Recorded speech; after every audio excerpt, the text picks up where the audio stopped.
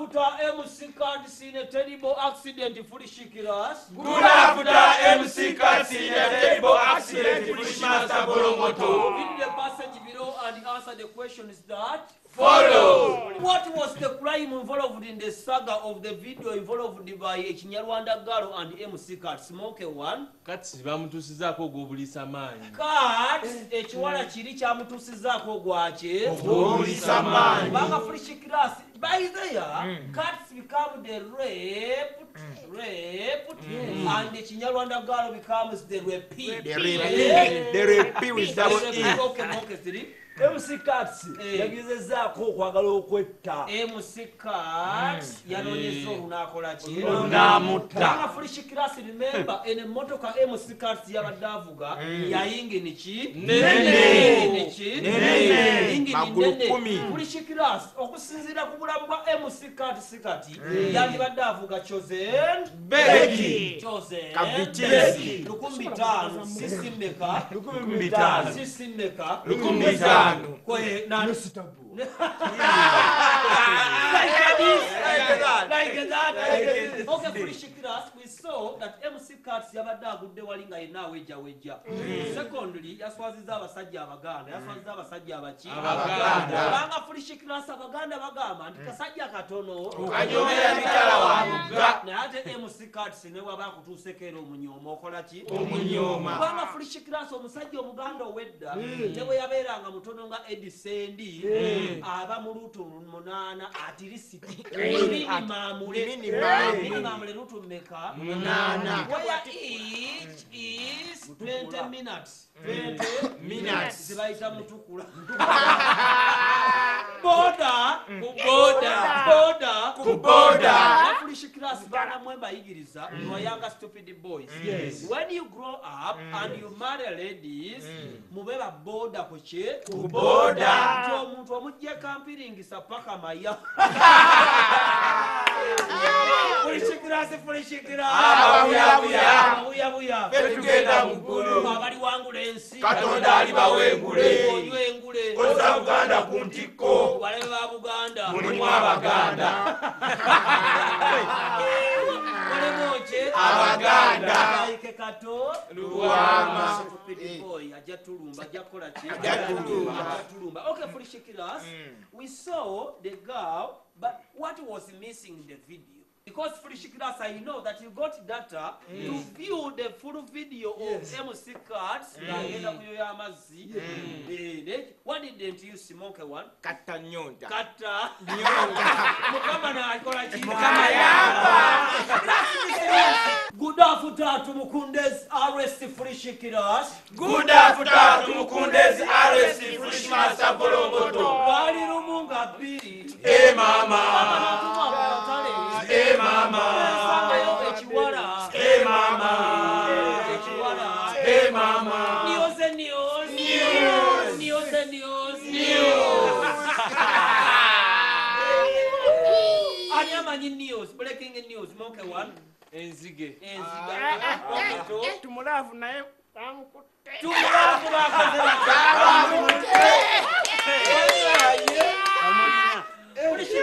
Yes. 3 actions involved in the arrest of Tumukunde. Yes. Omanje right okweringiza.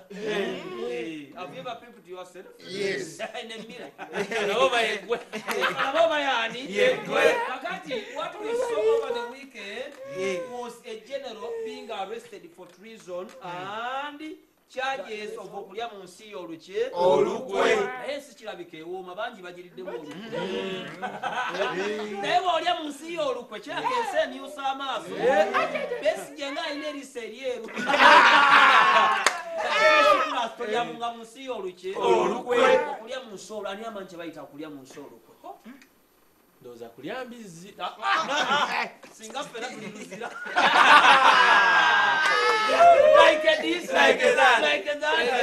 olutalo nga luwedde tuliyambala engule Tumukunde ne bakoze batya bamukutte before we do anything else let us first up on Tumukunde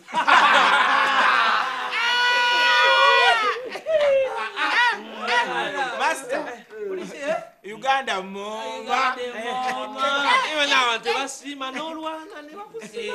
Abantu basiima Fulishikirasa. Abantu bakola ki? Tebasiima. Fulishikirasa imagine tumukunde yati Luzira. Musajja yayimba. Yasooka okugamba ne mundeetere pizza sigenda kusiiba wano. Sigenda kusiiba wano ki? Andi walwana. Most of the times, wherever you go, think about your nose. Think about your nose. A wise man once said that anybody who believes in Uganda's politics looks like a baby who watches cartoon on Jim Jam and Nickelodeon. Yes. Respectively. Because the cartoon chatted over ku Nickelodeon. Monkey one. SpongeBob and Square. Miles. Pants. SpongeBob and Square. Pants. Okay, I know. Thomas. Literally, it means that any person who believes in politics of Tumukunde is like a baby who is looking at SpongeBob and Square Pants. Okay, Fulishikirasa. This is before work. This is Before work. The chetanga na chronology. And no calculator. No calculator. Before work. Work. We are going to start about sets. Repeat after me. Sets. 3 times. Sets. When you have a set A, set A contains Yoweri Kaguta Museveni, President of Uganda. Yes. The Amejene. And set B enters in set A respectively. Whereby set B has Besigye. Once upon a time had Biraro. Yes. Face. Once upon a time it has Tumukunde, it has Muntu, it has Sejusa, it has Museveni omwenyini. Because this is said A and said B, Master. which means set B, set A intersection, set B.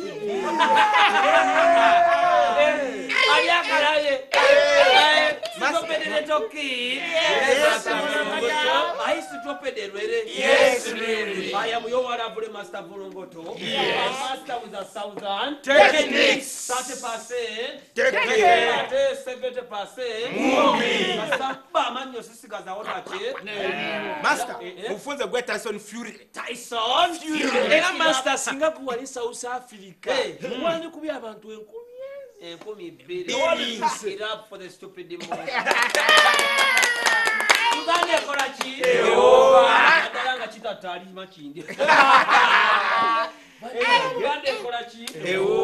Okay, Fulishikirasa. Remember, we have to get a new formula. Whereby we have got a new formula. Yes. What? A new formula. We have 2 formulas. Yes. We have the central formula and we have the western Formula. The western formula now changes to M power 35 into M power 35 into B over B minus A power 3 into B over B P into M, whereby M equals to the president power 35, which is equal to Besigye over Byanyima minus Mbabazi Chubut. Yes. Because Mbabazi is executed in 3 dimensions. Yes. In 3 Dimensions. And I'm a general, a prime minister, a politician, a civilian, a rich gang, a father. Master, baba zalinga kana kasota akemitwe ebiri.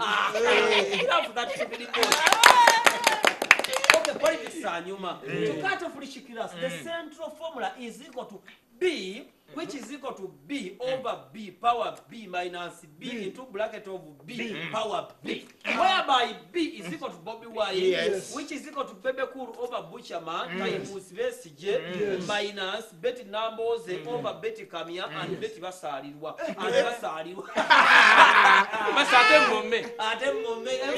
Fulishikirasa, we are trying to get a new formula for the Saba Mome. Awo tuyimiridde Tumukunde bakoze batya bamusibye namulayenga ali mu luumu ye wuwe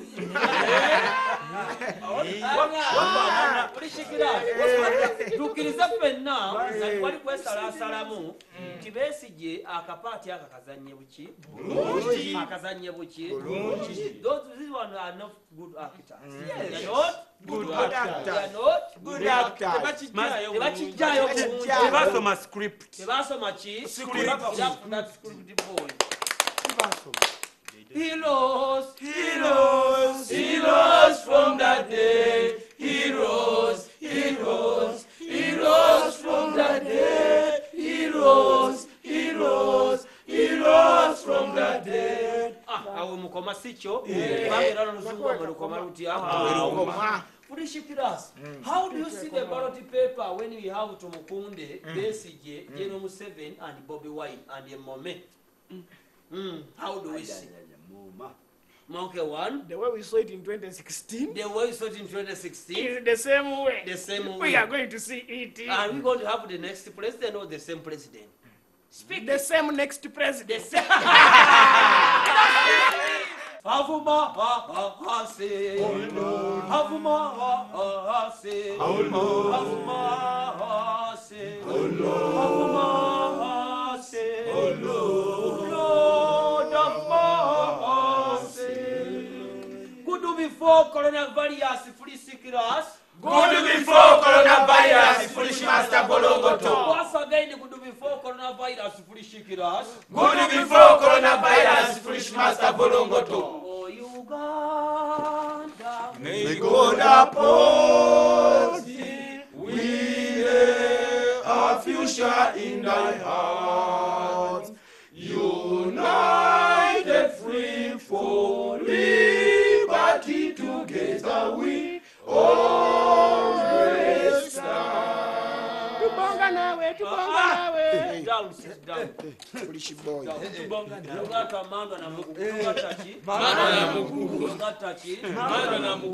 foolish class. We are living in the nation of Uganda, the part of Africa, whereby most of the government officials, probably even the police, doesn't know how to sing the three stanzas of the national anthem. Imagine. Like this, like that. But are we safe here? Yes, Ochola, Sabit, Kakabajenda, Kera of Sobi, are in control. Oh Lord. Bambi. Ruhanga wanje. Wakweshenjereza. Otatwita. Coronavirus.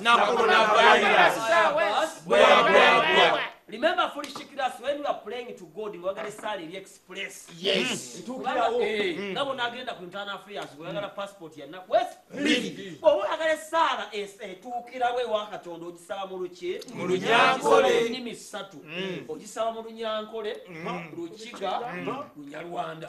Awe tukira we eri Katonda kuterevu etekeberwa Ebera first hand. Naye gisabe mu lulugwa luba mu Luganda ya myezi emeka eyo nomo eki nomo play etuukira wa receptionist nevaawo negenda ku C1 negenda ku C2 negenda ku C5 negenda ewa giso negenda ewa diso paka lwe bagikola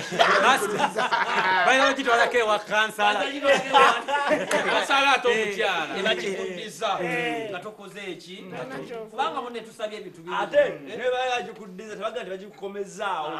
Nebeera. Kubanga tusabye ebintu bingi mu Uganda nga tebikola ki? Ati kyo federo kati ki? Federo. Kati gina federo gisaba mu Lunyankole. Gisaba mu luki? Lunyankole. Basobola okugituwa because foolish Mu Lukiga. Because Mutuhe federo. Mutuhe federo.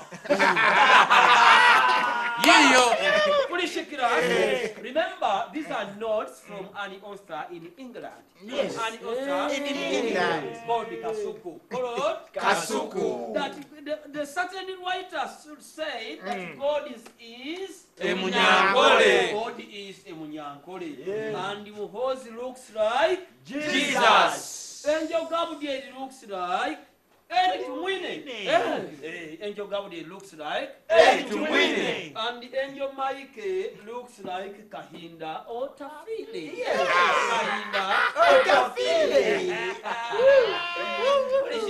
Yes. Who can tell me who Lucifer is? Monkey one. Once a praiser, once a great worshipper, but now in hell.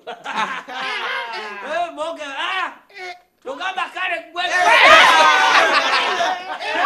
like this, like that. Are we safe here? Yes. Ochola, Sabit, Kakawajeda, Kaya Sobi, I control. Because the foolish class, remember, if God is a Munyankore, what Malaika Yajemira Katunda, the Majikova Neva Malaika Bayo, Abamukubo, Balibamunkumi, Billy Mukumi, Abamuku Balibamoche, stupid boy. And the foolish class, Mother Mary looks like English. Tulinawe. Virgin, moreover, virgin one. Moreover, virgin one. And even English has Master. looks. Who looks like full figure? Full figure. When I say the Kano, Satan looks like a clever J. Clever. And the angel of death looks like you. Wanna be back from breakers, stupid boys? Me too. Are you ready for change? Yes, we are ready for change. If we see a replacement, but if not, we continue with the old bus. Come and buy and buy. This is BBS Telefina. BBS Telefina, mind you, Yavamoche. Mutofari. And BBS Telefina is widely recognized as the Telefina of the Uganda Kingdom. The mighty kingdom on us. The mighty kingdom On us. Akaro Kabuganda Kada. Akalo Kaliko Nanyiniko. Akalo Kabuganda Kada. Akalo Kaliko Nanyiniko. Yes. Same para ne same way baba jakale kabakole batia. Akwate ye masaka. Okay. Nesenkungu. Nesenkungu. Senkungu. Sempala. Semwemba. Serumbete. Bajakale kabakole batia. Koka kole katia. Ngane Kampala eri moche. Mu Buganda. Ani agamba Kampala eri mu Buganda. Speak it nkujemu amanyo. Olaba nawe tokyogedde. Like this, like that. Asatugoka. Asatuga tekamala. Yoweri toke mubambi. Remember, this is the Republic of Uganda. The Republic of Uganda. The part of East Africa. The part of East Africa. The part of Africa. The part of Africa. We are Uganda, a nation with the national anthem without a video for now 50 to 61 years. Yes. Respectively. Hopefully, Shikiras. Blind it is. Why do you think we don't have a video of the national anthem? Monkey one. Museveni tajagala moboti. Foolish Obote Shikiras. naye tajagala mu. Twakabera ne ba president over 80. Yes. Twakabera ne ba president over 80. 80 Presidents. 80 Presidents. Lwaki national anthem teina video ekisooka abakwata video bonna basasha vibes ba people power. Baki People power. ba people power. Ekyokubiri buli president ajja tayagala kina ba president muki Munne. Yagande club for this stupid moment. Kubanga Foolish Class when Obote came yali ayagala sente bakubeko omutwe gwo mukinezi yezenki Obote na Uganda yetu nyamulunga okay Foolish Class Obote yayagala kulaba national anthem ngeri mu Sekabakani Foolish Class naamini yayagala kulaba video ya Uganda ngeri mwani Obote. Chokate nerule yayitagala kulaba nga video eri mwani Obote. Amini naye yatagala kulaba video ngerimu Obote tu President Museveni tajagala mu lutwa Obote. tajagala mu che Basaba na bajifiru. bona bakifiirwa ebera audio Master, ne President Museveni tagala gira bamu Bobi Wine. tagala kira mwani Bobi Wine. never shall it come. Okay. Waki bana abaliwo Eh. bagikolemu remix Bagikola kubanga bombi bayimbi bakolemu kolabo. Okay, Frishikiras. Remember, the part of Africa is led by a president. Any sovereign nation has to be with A president. as the head of State. and the first Lady. first citizen. First Citizen. Okay, Frishikiras, you have to stand up when I talk about the first citizen of Uganda. Yeah. Uganda is led by President Yoweri Kaguta Museveni, the commander-in-chief of the Army. Forces. Sit down. Stupid boys. You can clap for your hands. And you have a vice president who is called His Excellency Edward II. Yes, good looking us, good looking us. And always a vice president is always Second. Okay, stupid boys. I love you boys. Frishikiras, this is BBS Telefina. And we sent greetings to people from Malaba, Yes. Busia, Yes. and all parts of the eastern Uganda which watches Frishikiras. Frishikiras, Yes. coronavirus is not going to enter into our Country. coronavirus go away. Little children want to play. Coronavirus go away. Wakirenzige you come. Wakirenzige chi? You come. Wazizubira kana moja. Kyetulagalako enzige bwezindi ziri invisible. Ziri chi? Invisible. Wazo ziri invisible. Za mu bibaasa. Zibera kana moja ekibi kigwana ki? Wala. Okay, Frishikiras, what knowledge can we give to the Electoral Commission to already okay. tuvotingire online To voting che Online. for online election.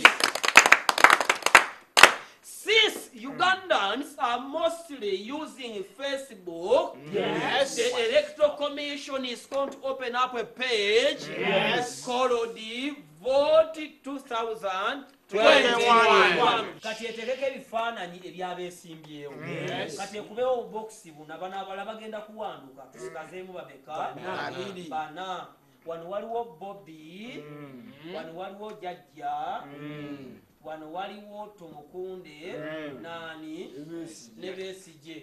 3 in 1. We are going to vote using comments. Yes. Using Comments. Tewali kuddamu kulo wano tewali kubba kalulu baba. Wano tewali kola ki? Kubba kalulu. ekiro kyoka kubuza network Kubuza kubuza ki? Network. Edda tandise okulonda gwosoose okulonda. Omanyi mwe tuma amannya ag'enjawulo. Kati gwe Kemikiira. Kemikiira you have voted. I've voted there. Olonzaani londa. Olonzaani. Oli mu baafu. Owenkofiira alonze Bali babiri abenkofiira master waliwo enkofiira eya golodi n'ey'olugoye ey'omwowino. Waliwo enkofiira ya golodi n'eyawa tuwala enkofiira eyasookawo tetwagala kukoperera Koperera. no copy and kubanga buli omu alina ekimwawula. Alina amaaso amanene, ono alina enkofiira ate mukakkamu, ono Jajja mulwanyi, ono amaaso maki Master. Buganda represented well. Okay. Era oli alina ne smile. Ne smile ngeya Bugembe. Smile ki? Okay, oli alonze Jajja. Monke 1. Akalulu nkasi. Akalu akozaje. Invalid vote. Okay, Monke 3. Ronda tuli ku Electoral Commission. Tewakyali kulonda coronavirus atabuse katulonderako ki? Online. Okay. Master Charlia. Tali kolonda kubana abana twagala 3 in 1 David versus Goliath. Ukirizibwa kulonda ogwokubiri. Basi tuligawe kibadde. Isole Kipson. Okusinziira ku yampadde ssente balina okudda. Kale. Yo oyo era abajjajja. Yatasongeka muyani. Alonze Jajja. Anize. Eryanda tolina muli. Zeyanderi wa data aweddeko. Olonzaani. Ezo kiwoko 10 kiwoko. Owemagere. oyembage otanatuka kulunda tukasse okyali bwana mutomukasse okemonge wanu siva kuwa kikofiira tava kwe wa kikofiira jjajja awezezza busatu bannange eno peji ng'etambula okay ayambadde kooti ayambadde ki bonna babeera mumakootizoni abeera mu buudu kati otubuzaabuza embale divoot monge ziri maama yaŋŋamba sinneetu taneetuukoyo jjajja n'asigala nga yakoze atya nze sironda ndi werekommission Jajja obululu busatu jjajja obululu busatu n'ennyongeza kamu n'ennyongeza jjajja afunye obululu busatu nyongeza butaano tulyogedde bwe tuli Namboole electoral commission results saa mukaga zakiro fena tuweze CBS ne BBS electoral commission results agenda kuba kakyali BBS eyinza okuvaako awo tuli Namboole electoral commission results on the polling station of Fulishikiras BBS certified in care of on the polling station of 7 voters Jajja has got 900 votes. Kill up your hands, you have to kill up. You have to do what? I'm talking about the commander in chief.